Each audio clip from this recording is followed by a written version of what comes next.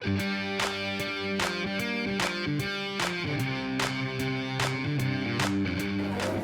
as part of a Champions of Excellence event, we are talking with the Commissioner and the President about jobs and future skills. My name is Tamás Bandur, I am an ICT specialist. And my name is Lynn Alskog and my profession is health and social care. So thank you for being here. And the first question to you, Commissioner Schmit. Usually there are more boys than girls doing vocational education. But in my profession, in the health and social care, it is very female dominated.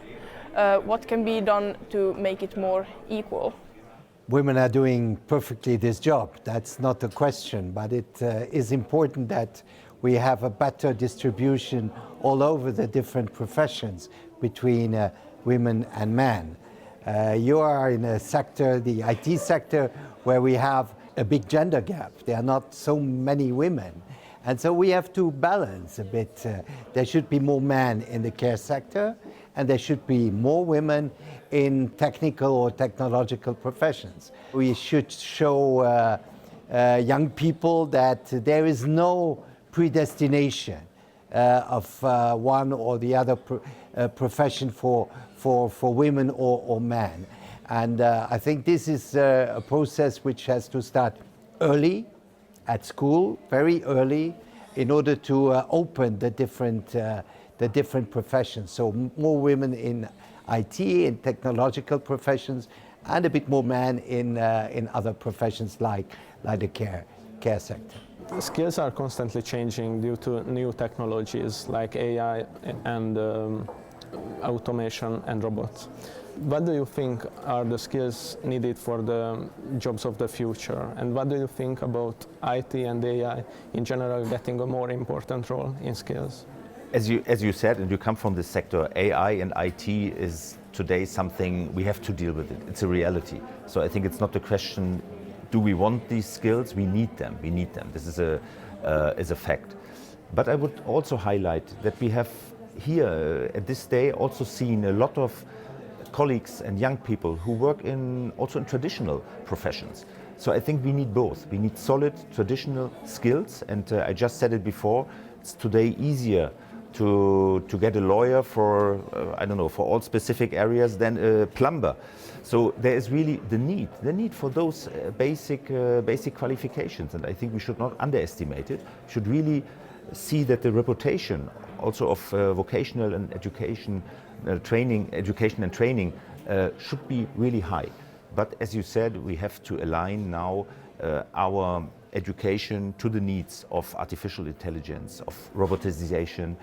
This is absolutely necessary, and here I think it's key that we have flexibility. If we start in schools already, that young people can decide to go one path, but they can still change, and they should have always the opportunity to reskill, to upskill, and to get training. So therefore I think it's so important to have also, I would say, a skills guarantee which gives a right to people, not only to young people, to always upskill their capacities during the whole career. I think this is important to have really to make sure that they're not trapped in one way, in one path, but that they can always adapt to the needs of a changing economy.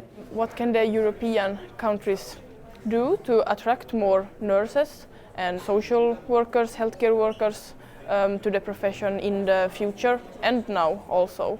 Well, first we have to recognize that nurses and social workers and care workers are at the center of our societies.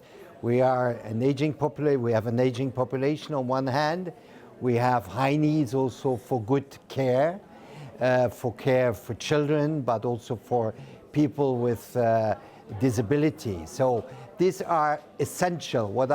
We talked always about essential professions during the COVID, but these are essential professions during the whole time. So, and it is important to make working conditions for care workers or nurses adequate and appropriate and better.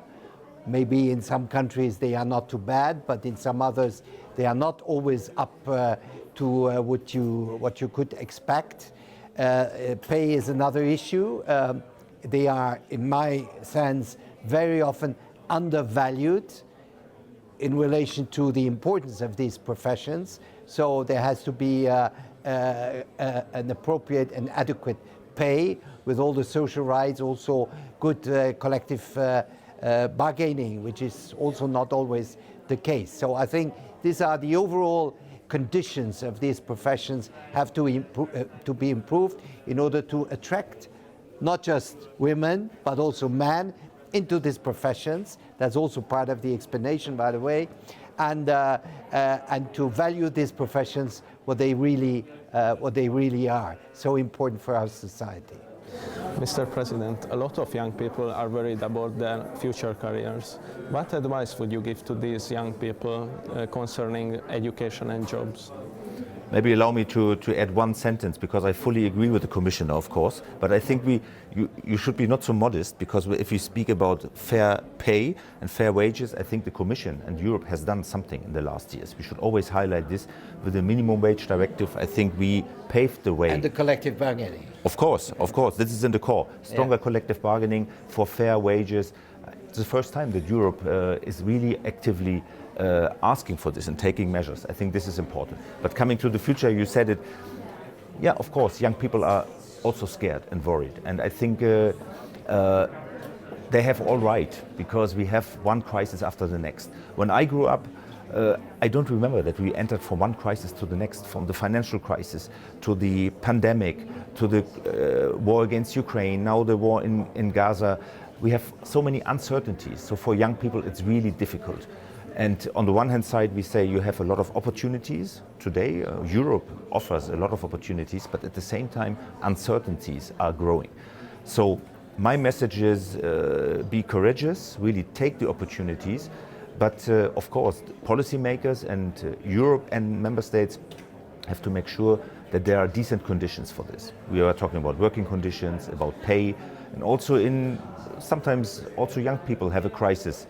Maybe you have times where you're not able to have a job or to do something, and then we need also strong safety networks, social protection, but also encouragement, activation for young people. This is actually what I think is essential, and taking into account all the experiences here, the positive experiences, I'm not worried that the young generation will take all the opportunities, will use all the opportunities.